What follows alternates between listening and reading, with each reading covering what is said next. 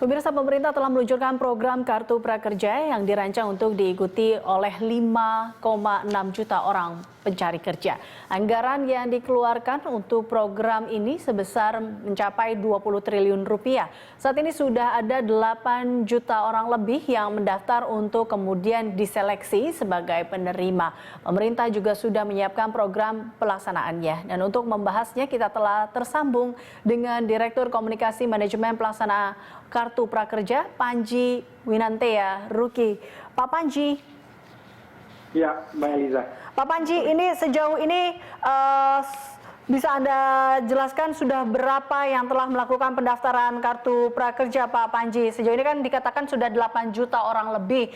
Nah, ini adakah penambahan dari angka itu atau seperti apa, Pak Panji? Ya, sejak pagi tadi angka jumlah pendaftar atau membuka akun di situs kami adalah sebesar 8,4 juta yang sudah memulai proses pendaftaran.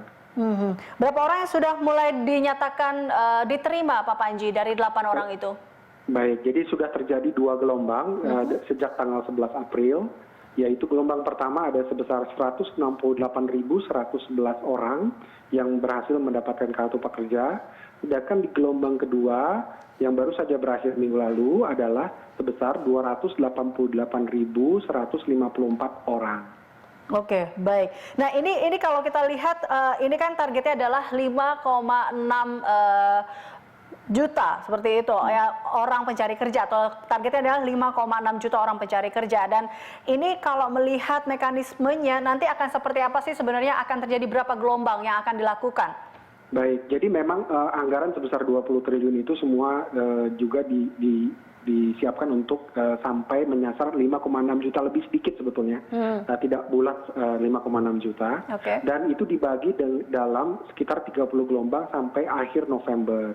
Namun Pak Menko Perekonomian mengarahkan supaya kami bisa meningkatkan kapasitas gelombang di tahap-tahap awal karena masyarakat membutuhkan bantuan segera, sehingga kami mencoba untuk meningkatkan kapasitas untuk pemberian kartu prakerja di tahap-tahap ini untuk membantu menanggulangi dampak dari pandemi COVID-19. Kami program sendiri baru berumur kurang dari sebulan, jadi kami masih tentunya harus memastikan tidak ada kendala teknis dalam operasionalnya, begitu. Oke, baik. Ini kalau kita lihat terkait dengan mekanisme yang diberikan terkait dengan dana yang ditransfer ke rekening peserta, nantinya ini bagaimana cara pengawasannya atau bagaimana dari bisa mengetahui bahwa ini akan sesuai dengan tujuannya atau tepat dengan sasarannya, seperti itu, Pak Panji? Iya, bagus. Pertanyaan bagus. Jadi untuk yang 3,55 juta itu 1 juta tidak dapat ditunaikan, tapi hanya bisa dipakai untuk mengakses pelatihan vokasi keterampilan yang disediakan oleh lebih dari 250 lembaga pelatihan saat ini, dan yang tersedia saat ini sudah lebih dari 2.000 jenis pelatihan. Memang di tahap awal ini karena pandemi COVID hanya pelatihan yang daring dulu atau online. Tapi kami harapkan saat pembatasan sosial ini dicabut, maka seluruh jenis pelatihan baik offline maupun online akan tersedia di Kartu Prakerja. Nah, 1 juta ini tidak bisa ditunaikan, hanya bisa diakses untuk istilahnya mengakses jenis pelatihan di mitra platform digital. Jadi itu pasti tidak bisa dipakai untuk pemanfaatan lain. Nah, sedangkan sisanya sebesar 2.550.000 itu memang sifatnya bansos. Sifatnya diberikan kepada penerima manfaat, bebas digunakan untuk apapun, termasuk untuk modal usaha atau untuk meringankan beban hidup sehari-hari. Jadi itu bedanya antara dua komponen dari bantuan kartu prakerja. Oke, baik. Pak Panji, di tengah pandemi seperti ini kendala yang memang dihadapi itu apa sih, Pak Panji? Mengingat bahwa ini kan memang harus segera dilaksanakan, dalam kata lain seperti itu, karena kita tahu situasi saat ini masih banyak yang memang tadi ada yang PHK, kemudian yang memang membutuhkan pekerjaan. Kendalanya saat ini apa yang memang dihadapi?